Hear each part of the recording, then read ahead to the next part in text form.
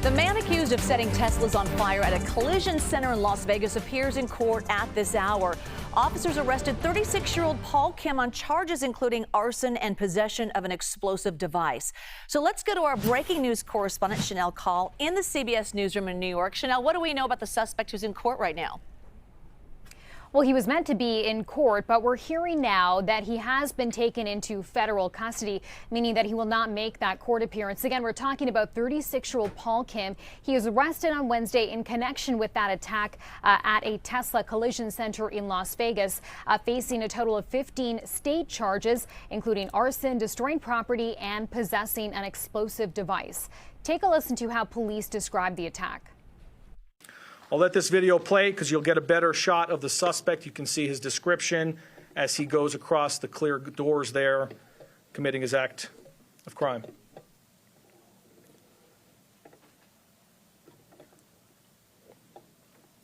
Once he finishes spray painting the words "resist" on the doors, he then approaches multiple Tesla vehicles that were parked in the front of the center.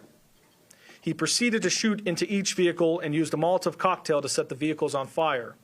We'll play a few video clips here to kind of show you his behavior. You can see him right there in the dark clothing. He casually walks over to his first vehicle that's targeted. He will soon put down his backpack onto the ground. And then he transitions to the firearm. And you'll see him shoot into the vehicle. Once he shoots into the vehicle, he ends up going back from the vehicle to the bag and then back to the car, presumably picking up his item that he used to be able to firebomb the vehicle. We believe that was a Molotov cocktail. And you'll see in a moment here, the vehicle will ignite and ultimately fully engulf, causing severe damage.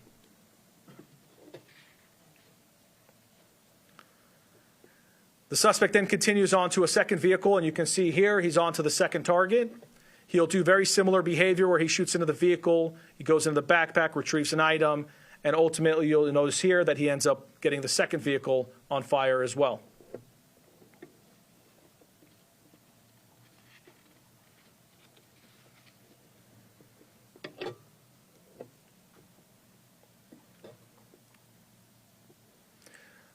From there, he then proceeds to his third vehicle, repeats the same type of activity. One of the incendiary devices he was not able to ignite, which is one of the devices that we were able to recover. But ultimately, 5 vehicles were damaged, to include 3 of which were fully destroyed.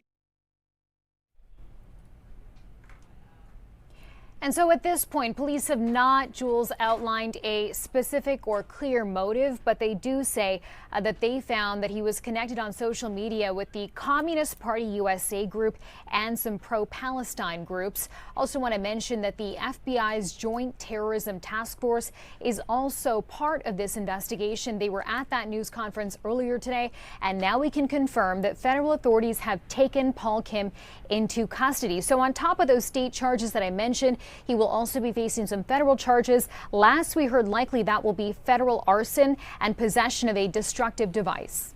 Shanelle Kaul. Shanelle, thank you.